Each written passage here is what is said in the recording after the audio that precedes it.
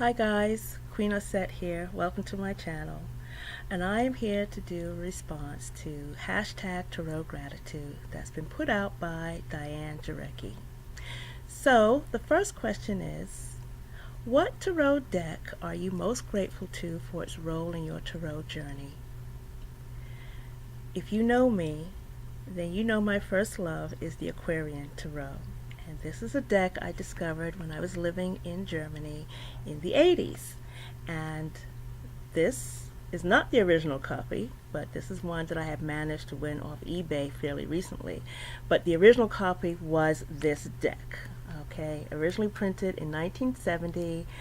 The back went all the way, edge to edge backing, beautiful borders, clean, pristine, and the one thing that made the difference, if you look closely, no copyright information. Okay? The cardstock, by today's standards, is, I think maybe some of you might call it cardboardy. It's a little thicker, but it was one that I loved. I was able to shuffle it easily. I loved it, but I knew nothing about tarot. I love the imagery, okay? So through the years, I have acquired several renditions of the Aquarian Tarot, like this one in Spanish, and you can see how times change. You see that copyright there? I want to say that that started happening in about 2000. So remember, I discovered my first tarot deck in 1983. Whoops! And that's surely exactly what happened to my marriage. Anyway, moving forward, the marriage dissolved, the deck got lost, thrown away, whatever. Couldn't find it, didn't have it. And I wanted to learn about tarot. And so the only deck that was available at that time was the Rider-Waite-Smith deck. And, you know, for many people, it's not the most attractive or the most appealing deck. But in my mind, it would always be like the grandmother, the matriarch of my tarot studies. And I worked with this deck to the point where I owned several copies. To this day, this is the deck that I will always go back to. Okay? But it is not the deck that I am most grateful to.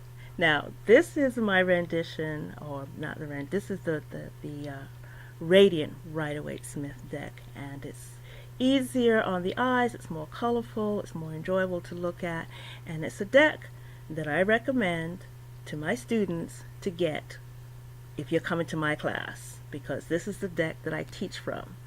But again, it's not the deck that I am most grateful for. The deck that I am truly most grateful for, believe it or not, the deck that really opened my eyes up to really understand what all of this was about and make the connection. I wasn't making any connections, was this deck. Yeah, the Robin Wood. But this deck worked in tandem with the next question. So let me give you, you've seen this. It's a beautiful deck. It's more modern. I think it's sexier. It's a little bit more relatable. I think it was just cleaner. So it was something that I really was able to work with and get a better understanding of what this journey was all about. You see, when I was learning tarot, starting to learn tarot, because I'm still a student after several decades of working with tarot, I will always be a perpetual student. Why is it that most people come to tarot? Why is it that most people come to get a reading? You know, not because they want esoteric, soul-searching, dig down to the bone information. They want to know what's going to happen tomorrow. And like any other human being, that is why I picked up the deck. I was going through some changes and I needed some answers in my life. And I was hoping that this connection to the divine could help me get to those answers. Okay? But what I learned in the process was how to become who I'm supposed to be, which is what you're seeing right now. So, the next question is, what tarot book are you most grateful to for its role in your tarot journey? So, like most people, working with the Rider-Waite-Smith, I picked up a couple of books that were based on the Rider-Waite-Smith system. One of the first ones, of course, did you know that this came in 2 parts? Yeah. Okay, before it was compiled into one book, 78 Degrees of Wisdom was actually a 2-part segment book system. Now, if you've read the newest edition, you know this is not an easy book for newbies to read, okay? And I can tell you, in comparison to the new edition, this goes to another level that I was not ready to delve into. I picked up this book that made things a little bit easier, but I still was not getting it. It still was not clicking for me. It was still, I guess you could say, over my head. I wanted to know what's going to happen tomorrow. I want to know if I'm going to get that phone call. I know, okay? Yes, I use tarot for predictive situations. It's a form of divination in my hands. So yes, okay? And then I found the books by Sylvia Abraham. Okay, and these books are classic. They're still out, you know, the covers look different now, but there's some things, if you really want to get started off and running, you know, I'd recommend these books. But the book, and I have 3 of them, that got me going on my tarot journey are these. This one, Tarot Plain and Simple.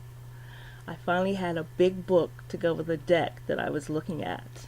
I love the way Anthony Lewis broke down the tarot system from a psychological point of view, a psychological perspective, as opposed to the esoteric overtones that the study of tarot can have.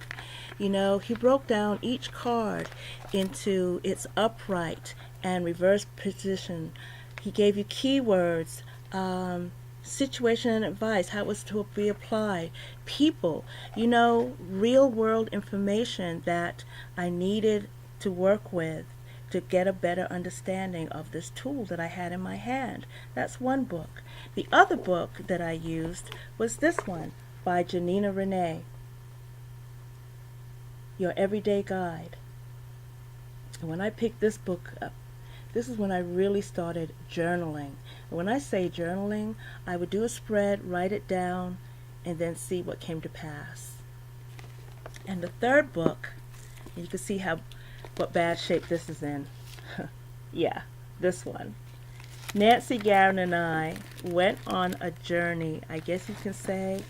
I worked with this book for a good year, learning the system, working with divination, honing my divination skills, yes, working with timing, trying to understand, beginning to understand, learning representations of the cards in my daily life.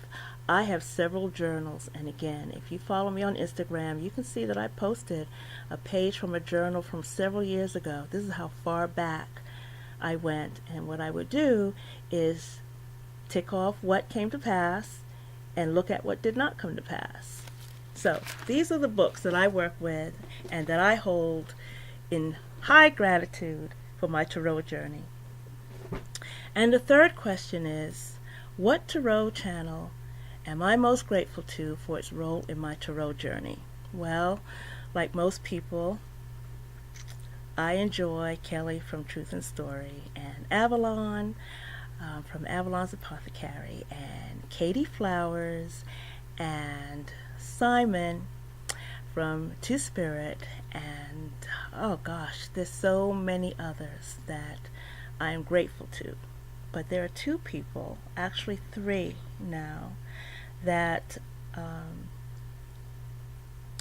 I'm grateful to, not just for my tarot journey, but the journey that I call life and the next phase of my life. And one of them is the reason why I'm actually doing this YouTube channel. And I discovered this woman's channel earlier this year, I want to say. I don't know. I was trolling YouTube and I came across Mystical Wise Ass and I was hooked. And so this shout out and post of gratitude goes to Christy of Dead Cheeky. And the second person would be, let's see, she's on the other side of the world. And recently I have been going through some things, and I reached out to her and she responded. The first time I came across her channel, I don't know what the hashtag was. I think it was your soul deck or something. And all I know was that this woman said, I could go for a chocolate fish. You know, marshmallow fish? I can't even say it correctly, but if you're watching this, you know who I'm talking about. Can I say Lisa of Tarot Alchemist is a person who I owe a debt of gratitude to, because you don't know me and you reached out to support me and help me get through a bump, and that's what I'm going to call it. It's still in progress, but I just wanted to say thank you. And there's one more person that I want to reach out to, and she hasn't been on for a while because I think she's traveling. But I want to give her a shout out because when I was setting up this channel, she was a subscriber before this channel even came into existence. So, Veronica Rose 555, thank you. And so these three divas, I honor you, and I owe you a heartfelt feeling of gratitude, and thank you for enhancing and beautifying my life. So again, I want to thank Diane Jarecki for this tarot tag and allowing us to express gratitude, especially at this time of the year when we all should be grateful for a lot of things. I just want to say to everyone that I am grateful to all of you. So, give me your thumbs up, thumbs down. It really doesn't matter. I'm just glad you're here. And maybe you can give me some hints about this whole video, lighting, setting up, card slinging, social media monster. Anyway, as my rabbi said, be good to each other. The rest is just commentary.